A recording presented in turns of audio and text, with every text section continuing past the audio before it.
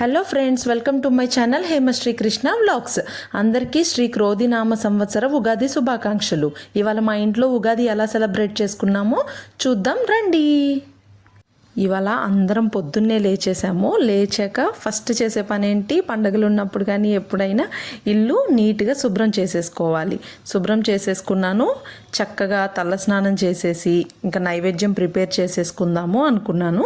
ఇవాళ స్పెషల్ ఏంటంటే ఫెస్టివల్ కాబట్టి పులిహోర, పాయసం, దాంతోపాటు ఎలాగో ఉగాది స్పెషల్ ఉగాది పచ్చడి కూడా చేయాలి కదా. ఈ పిల్లలు కూడా పడుకుని ఉన్నారు. ఇంకా పని స్టార్ట్ చేసేద్దాము, ఈ 3 మాత్రమే చేద్దామని ఫిక్స్ అయ్యాను. వాళ్ళు లేచేలోపు మనమైతే చకచకా చేసేసుకోవాలి, లేకపోతే ఫుల్ గోల స్టార్ట్ చేస్తారు. ఇంకా వాళ్ళని కంట్రోల్ చేయడం మన వల్ల కాదనమాట. అప్పుడు ఇంకా చాలా కష్టమైపోతుంది కదా. పులిహోర కోసం మామిడి ముక్కలు కట్ చేసి పెట్టుకున్నాను. ఈ తర్వాత మిక్సీ పెట్టుకోవాలి పులిహోరలోకి. రైస్ ఏమో బాయిల్ అవుతూ ఉంది. ఈలోపు మనం ఉగాది పచ్చడి స్టార్ట్ చేసేద్దాం అనుకున్నాను. తెలుగువారింట నోరిరుంచే కమ్మటి ఉగాది పచ్చడి చాలా టేస్టీగా ఉంటుంది. అన్నీ సరిగ్గా చేసుకుంటే, కరెక్ట్గా వేసుకుంటే టేస్ట్ అయితే చాలా బాగుంటుంది. పులుపు, వగరు అన్నీ కలగలిపే సరికొత్త టేస్ట్ సంవత్సరంలో ఒక్కసారి మాత్రమే తినగలం కాబట్టి తప్పకుండా టేస్ట్ చేయాల్సిందే మనం. మామిడాకులు, పూలు గుమ్మానికి, దేవుని మండపానికి రెడీ చేసేసుకున్నాము. ఇవాళ పూజ మా అమ్మ చేశారు.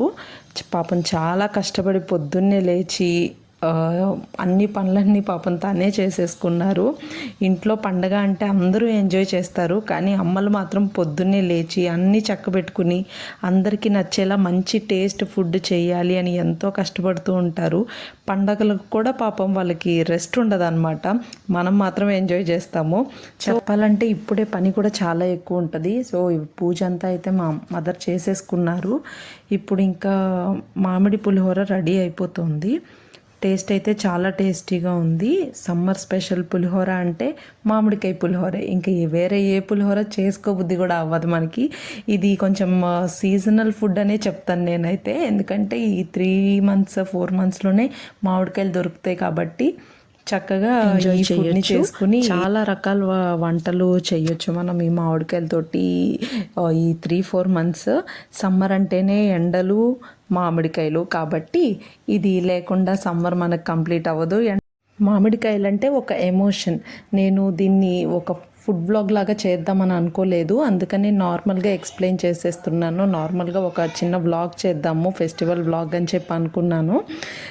పిల్లలిద్దరూ ఇంకా లేవలేదు. ఇప్పుడు అంతా నేను రెడీ చేసేసుకున్నాను కాబట్టి ఇప్పుడు కొంచెం ధైర్యంగా వెళ్ళి వాళ్ళని లేపుతాను. లేపేసి వాళ్ళని ఫుల్గా రెడీ చేసేసి చిన్న పూజ వాళ్ళ చేత చేపిద్దామని అనుకుంటున్నాను. ఇంకా వీళ్ళ హడావుడంతా స్టార్ట్ అయిపోయింది. మా పాప అయితే అన్నీ తన్నాయే చేయాలి, తన చేతుల మీద అన్నీ చేసేసుకోవాలి అని అనుకుంటుంది.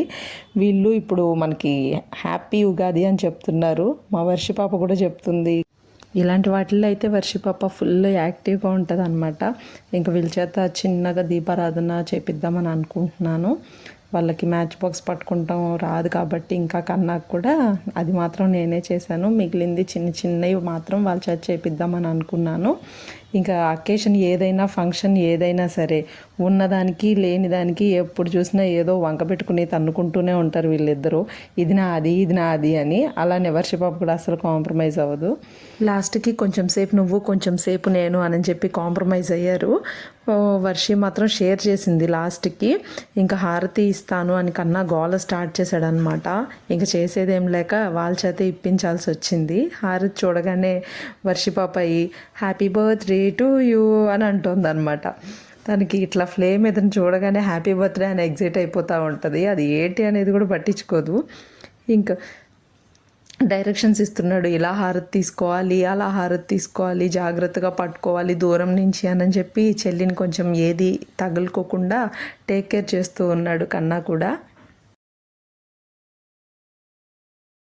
హిందూ పురాణాల ప్రకారం బ్రహ్మదేవుడు సృష్టిని ప్రారంభించిన రోజుగా ఈ రోజుని నమ్ముతాం కాబట్టి తెలుగు క్యాలెండర్ ప్రకారం మనం చేసుకునే ఫస్ట్ ఫెస్టివల్ ఈ ఉగాది ఫెస్టివల్ ఎంతో ప్రత్యేకమైంది మన తెలుగు వాళ్ళందరికీ.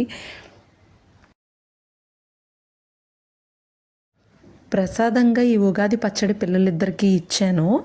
కళ్ళకద్దుకుని తినండి అమ్మ కన్నా అని చెప్తే మావాడు మాత్రం కాళ్ళకద్దుకుంటున్నాడు. జాతిరత్నం మా కన్నా తర్వాత చెప్పాక కళ్ళకద్దుకొని చక్కగా తిన్నాడు. రకరకాల ఎక్స్ప్రెషన్స్ ఇచ్చాడు. తర్వాత ఎలా ఉంది అని అంటే బాగుందని చెప్పాడు. చాలా బాగుంది అన్నాడు.